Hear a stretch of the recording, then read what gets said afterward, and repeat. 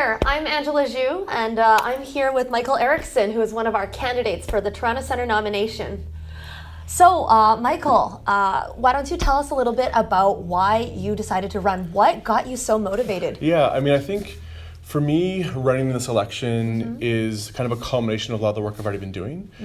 So, as you know, I'm a high school teacher. So for 17 years, I've been working in a large system and trying to make some change within that.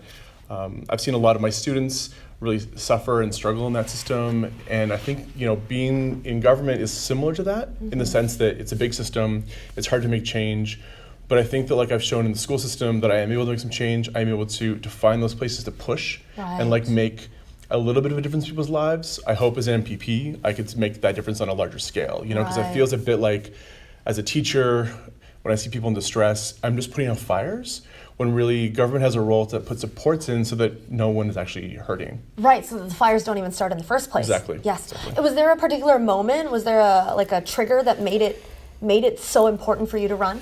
I mean, the first time I got involved in an election was because I had one more student who became homeless. So there's a safety net gap in our system for kids who are 17 to 18.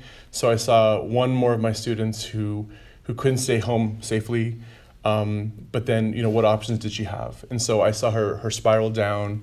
Us try to find some stable housing for her move from place to place that re-traumatized her with that disruption. So she's trying to do her best. She's trying to find a safe place to live. She's trying to finish school, go to university, and there was nothing there to help her and support her, right? So it's left to her personal network, her friend network, teachers and support people like me, but we don't have the tools to help someone in need, right? And so it was at that moment, and there was a couple personal things that happened too, that I was, again, the combination of that anger, that rage, that frustration, but then also wanting to channel that into something to make a difference. Right.